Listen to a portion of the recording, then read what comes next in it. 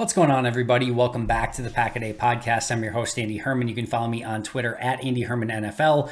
Just another busy day with tons to cover, practice squad additions, a free agent signing, a release, and so on and so forth. So let's jump in right away and discuss everything that happened at 12:65 on Wednesday, starting with the Packers' newest free agent addition, safety Rudy Ford.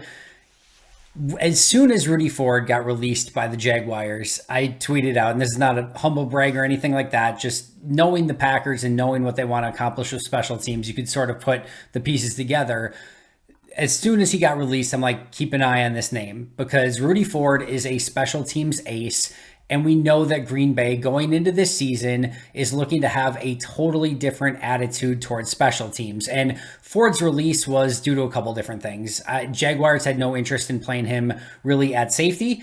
And more importantly, he was set to make over $2 million. And if you're just a special teams guy, that's a little bit of a tough pill to swallow for that type of salary for just a special teams guy for a team that's quite frankly not expected to compete at a high level. So Jacksonville moves on, and Green Bay quickly pounces and adds Rudy Ford to the roster. He was not waived, so he did not have to clear waivers. He had enough, he was a vested veteran, I should say, so Green Bay was able to sign him without having him go through waivers, which probably played to Green Bay's benefit since they were so far down on the waiver wire. But they get a huge special teams player. And I posted a video on Twitter. I retweeted somebody who posted some special teams cut-ups of Rudy Ford.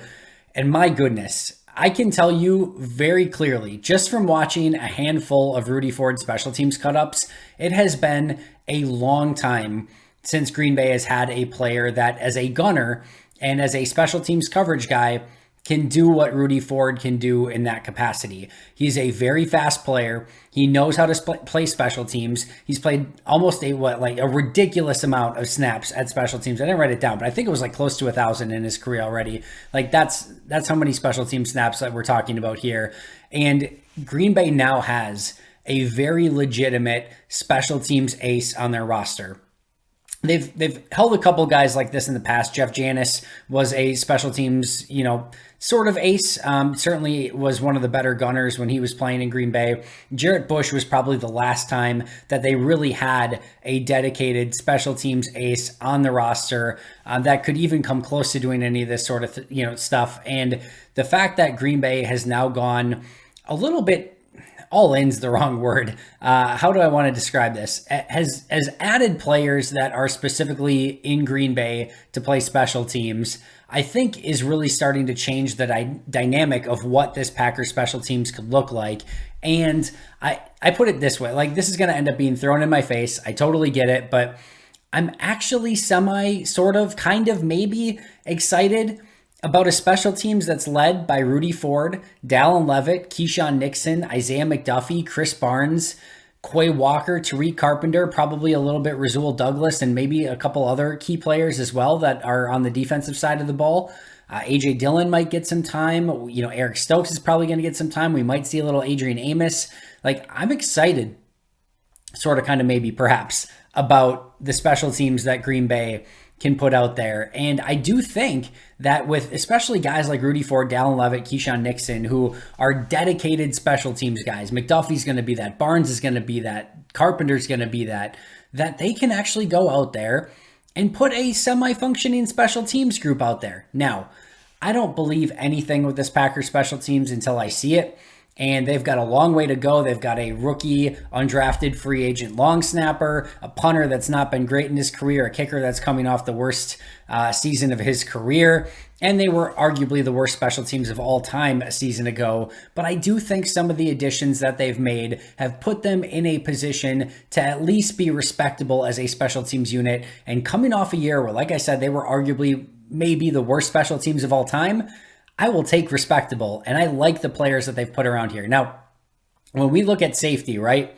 Dallin Leavitt, Rudy Ford, Tariq Carpenter, these are not, at this point in time, good defensive safeties. So Green Bay does have a pretty major hole there. However, I know that maybe some people are concerned about Keyshawn Nixon, and he certainly has to go out and prove it. I can tell you right now, Green Bay is confident with him as a nickel corner. And with that being said, we've already started to see Rasul Douglas play some safety when Darnell Savage was out. I have no doubt right now that if something were to happen to Amos or Savage, you can bet that Rasul Douglas is probably going to be your next guy up at safety, and they will rotate Keyshawn Nixon in the slot. I think he can be a very similar player to Chandon Sullivan over the last couple seasons, and that might not give you a ton of reason for confidence, but there are a lot worse players than Chandon Sullivan out there and what he was able to bring to the table. It would certainly still be the weakest link on this defense, but it would arguably still be like their only weak link, and I think you can get by with that. And I'm actually cautiously optimistic that Nixon can actually be better than a Chandon Sullivan just on what I've seen in training camp. So I think Green Bay feels like they're 6 deep in the defensive backfield with Amos Savage and then, Douglas Nixon, Jair, and Eric Stokes. And that's by far and away much deeper than most teams' defensive backfields in the NFL. And I'm not saying that, if they, have a couple injuries that they're going to have some questions that they need to answer. Although I will say, I think Shamar Jean-Charles has taken a step as well. But I think right now they're going to feel okay. Long story short, there's some longer depth issues at safety and after Keyshawn Nixon that I still think need to be addressed. But at this point, the fact that they're actually putting together some players that are core special teams players, there's always a trade-off, right? You only get 53 players on your active roster. I know you get 16 on the practice squad and guys that you can call up as well, but you either, when you're making your active roster on game day, you only get 48 guys, regardless of how many guys you bring up from the practice squad, regardless of anything else, you get 48 guys on game day. You need to put together a cohesive, workable special teams. And to do that, sometimes you got to have dedicated players for special teams. But if you do that, you sometimes can end up being a little bit short on depth. So there's always a trade-off. And Matt LaFleur sort of made mention of this in his press conference, more in the running back situation, but that these are going to be fluid conversations with the front office and Brian Gutekunst and Matt LaFleur and the rest of the staff to try to figure out who to elevate and all those sorts of things to make it the best 48-man roster they can possibly have going into each week. But I really like what Green Bay's done, adding players that are specific special teams players. Whether it's going to be successful or not will remain to be seen. But I think at one point when Levitt was looking like he was going to start the year on the injured list and there was no Rudy Ford, and you saw how this special teams played in preseason, I think you could make an argument that this was trending to be a, bottom 3 special teams again, bottom 5 for sure. I think adding, a Rudy Ford, getting back a Dallin Levitt, keeping guys like Tariq Carpenter, I think that they are going to have the pieces that they need to hopefully be successful on special teams. It will be a major wait and see, and Rich Bisaccia needs to earn his money. But I like this signing. I really think that Rudy Ford is going to add a different element, and you just need that guy on your special teams. And Green Bay might have 2, 3, maybe even 4 of those guys in McDuffie, Nixon, Levitt, and Ford. Chris Barnes could be in that conversation as well. So I am, at least for the first time in a long time, intrigued at what Green Bay can put out there on special teams when they need to go and, hopefully not wreck a season by being so terrible. So remains to be seen, but Rudy Ford, the latest addition, and look for him to be the key special teams contributor this upcoming season.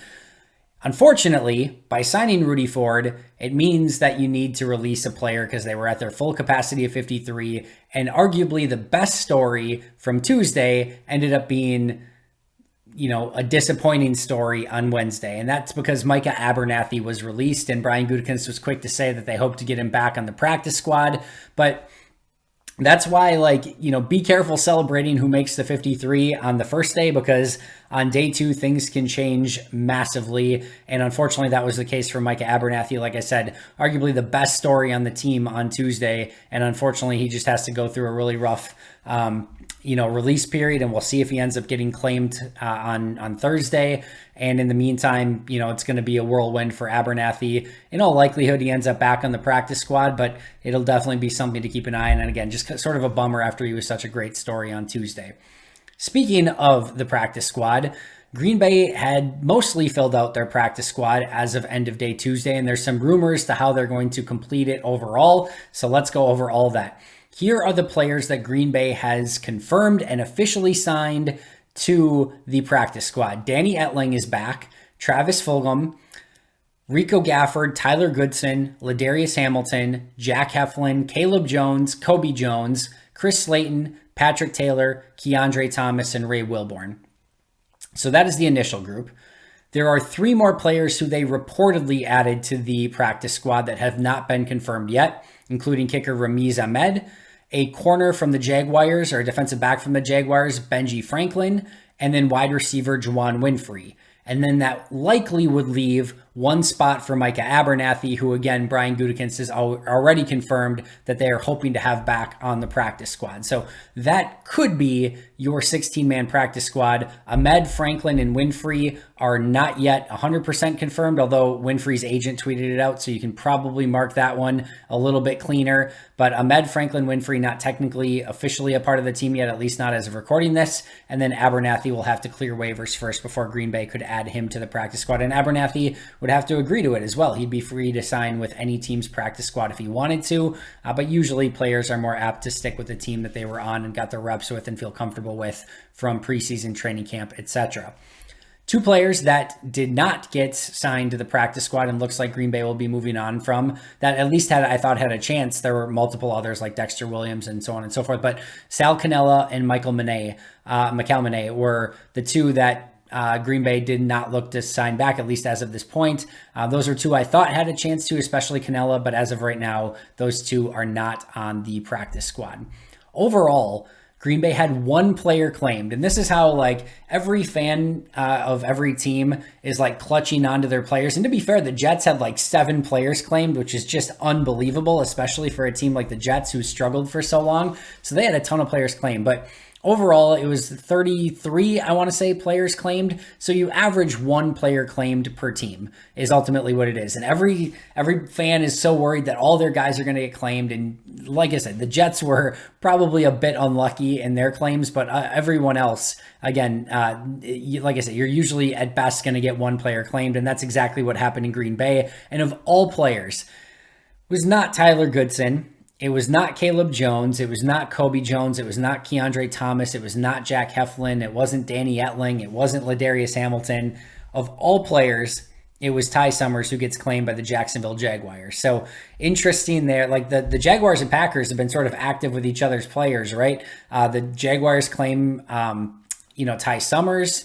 They traded for the offensive lineman. The Packers get Rudy Ford, Cole Van Lanen, the Jaguars traded for Cole Van Lanen. The Packers get Rudy Ford. They sign Benji Franklin to the practice squad, at least reportedly. So it's definitely some movement between those 2 teams. But Summers, of all the players, I don't think I ever would have got to that. If you told me, Andy, here's $1,000 if you can guess within 3 or 5 guesses. If you could give me 5 guesses at least of which Packer got claimed, I don't think I ever would have got to Ty Summers. Like, I just did not see that coming. Again, no disrespect to Ty Summers. I'm happy for him. I hope he goes out and kills it in Jacksonville, but that is definitely not the one that I would have expected. But he goes to Jacksonville. Nobody else is claimed. Green Bay did not claim any other players. Again, Rudy Ford was a free agent after being released, so they did not have to go through waivers for him.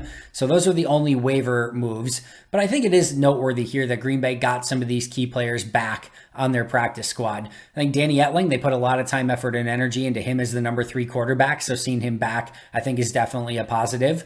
The 2 corners, Rico Gafford, Keandre Thomas, they only have 5 corners on the active roster. So whether they want to call up a 6th guy, and clearly both of those corners, Rico Gafford and Keandre Thomas, are potentially core special teams players for Green Bay. So you could easily see one of those guys getting called up and added to the game day roster just for special teams purposes.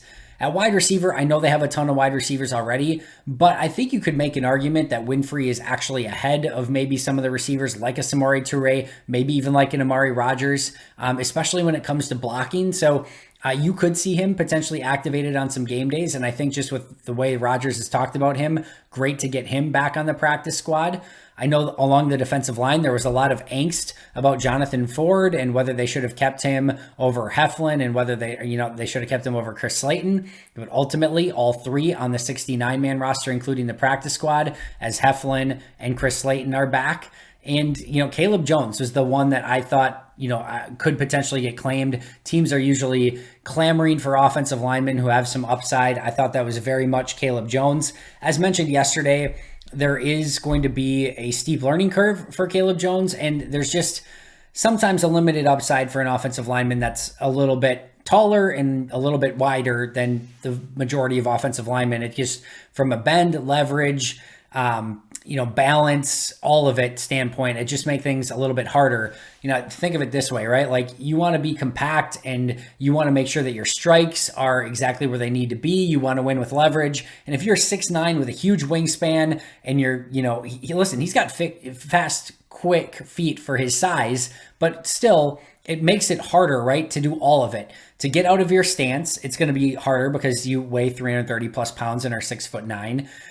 To get your punches accurately, you just have like longer limbs, and you're just like, there's a lot more stuff going on as you're trying to do all of this. Same thing with leverage. If you're trying to play with pad level, again, if you're 6'9" and trying to win the leverage battle, low man wins, right? So if you're 6'9", there's just going to be some inherent struggles that come along with that. But either way, he had a really nice preseason, really nice training camp. He's a freak athlete at his size with the quickness in his feet. And overall, I'm really excited that Green Bay was able to get Caleb Jones back. And then, of course, the running backs too, right?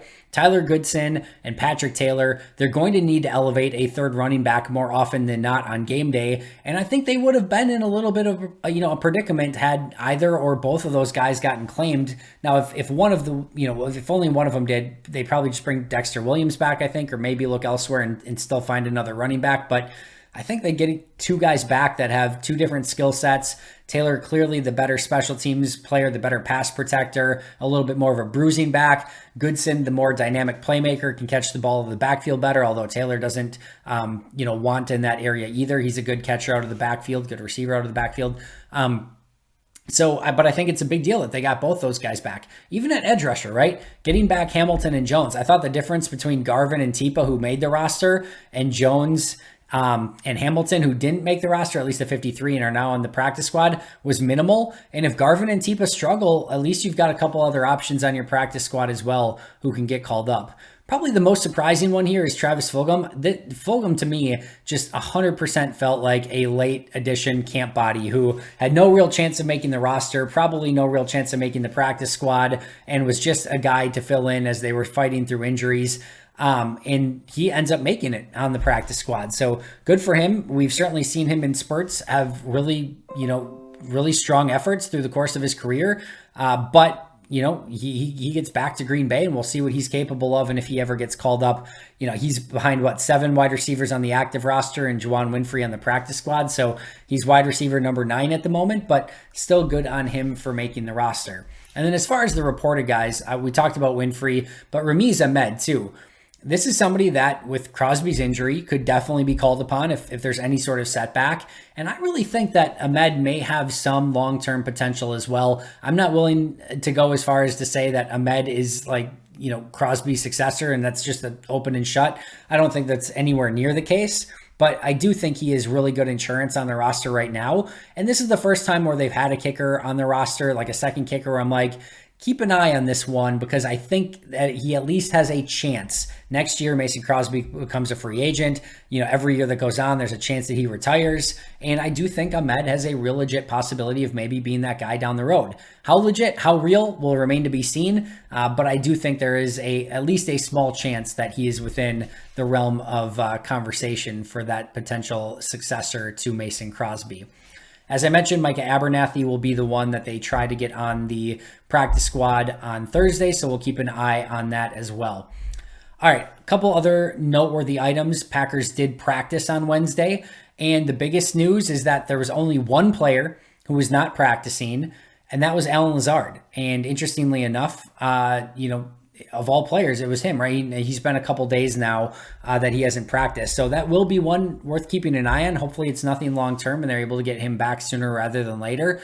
But that's not, you don't want your, probably de facto number 1 wide receiver to be missing any time around this time. So very good news that only one player not practicing, but that's not necessarily a player that you want to see not practicing either, although they do have a lot of depth at wide receiver. Meanwhile, Elton Jenkins and David Bakhtiari continue to practice, and Matt LaFleur was a little bit coy as to whether or not they would be partaking in team activities or not. remember, media no longer has access to team activities, which just means it's individual drills. So you're not going to get any, state secrets from the Packers at this point of who's practicing where, what, when, why, how, etc. I thought the media did a great job of asking and trying to figure out if those guys were going to do team activities. But again, media is not allowed in there. So unless LaFleur or anyone else says something, we're not going to know about it. So, but it's still great that Bakhtiari and Elton Jenkins are back practicing again. That's exactly what you want to see. And maybe, we don't know the odds or the chances, but maybe they actually could have done some team activity as well. So we'll see if we can maybe get some news on that as time goes on also. As Brian Gutekunst did his press conference, one of the, I don't know if it was like a Freudian slip or just came out that way or whatever, but he was talking about Jenkins and Bakhtiari, and he said, quote, the two tackles. So, there's been a lot of buzz and questions as to like what Elton Jenkins is going to play. And it certainly seemed this whole time like Elton Jenkins would be at right tackle, but I think Goody let sort of the cat out of the bag a little bit there. And it does sound like both Jenkins, well, of course, Bakhtiari is going to be left tackle, but it does sound like Elton Jenkins will potentially be the right tackle going forward for Green Bay. Couple other news and notes. Jalen Reagor was traded to the Minnesota Vikings, which is interesting in and of itself because he is going to the NFC North and the Packers' biggest rival. And they play the Vikings week 1. The bigger piece there is that it sounds like, I think it was Ian Rappaport, sorry if I'm wrong on the report here, but there's been a lot of reports over the last couple of days, but I think it was Ian Rappaport who said it was the Packers who actually were in discussions with the Eagles around draft time for Jalen Reagor. So this is the second wide receiver in a couple of days that we've heard the Packers being interested in, Laviska Shenault and then Jalen Reagor. So Green Bay has been looking to maybe upgrade that wide receiver room a little bit over the course of the offseason. Now, who knows how things would have played out if they would have gotten Reagor on the draft? Would they have still drafted Romeo Doubs? Would they have still gone up for Christian Watson? Those things are difficult to tell at this point, but Reagor ends up in Minnesota, Shenault ends up with the Panthers, and the Packers have their current stable of wide receivers as is. But interesting move there with Reagor going to the Vikings. Speaking of the Vikings and the Packers playing them week 1, it was reported that Irv Smith Jr., the Vikings tight end, who's been dealing with injuries, should be ready for week 1, so Green Bay will have to get ready for him. And then last but not least, a quick little nugget on the state of the Chicago Bears. This is crazy. First of all, they claimed 6 players on waiver claim day on Wednesday. Like, that is crazy. That is what, 1/9 of your entire roster is just brand new today? Like, that is unbelievable. That is a ton of roster claims with Chicago really churning over that roster with the new administration in place. But even more crazy is that if you go from their 53-man roster a year ago, they only have 19 players on their current 53 that were on the 53 a season ago. 19 players. That is crazy. So the Bears going through some massive major changes, 6 new players in one day that are on their 53-man roster that have no real connections to the Bears. So talk about changing over a roster. The Packers will have the Bears in week 2. This is going to be a struggle all season long for the Bears. This is one of the worst teams on paper in football. We don't play games on paper, so the Packers are going to have to play their best football against everyone, but I think this is going to be a very, very rough season for the Chicago Bears. If you're a Packer fan, you're actually hoping that they probably do a little bit better than what they look on paper because you don't want this team ending up with the number 1, number 2 pick in the draft. You want them to, finish like 6-11 with no wins against the Packers. They can do that. They can keep picking around pick 8, 9, 10, and that's totally fine. The Bears haven't shown they have the propensity to do anything with those draft picks. So we shall see, but the Bears going with 6 roster claims and only 19 players who were on their 53-man roster from a season ago. Absolutely crazy. That is going to do it for me today. That's all I got to cover. It's been a crazy couple days. I'll be right back here tomorrow with an all-new episode, so make sure to check that out and subscribe if you have not already. But until next time, and as always, go Pack Go.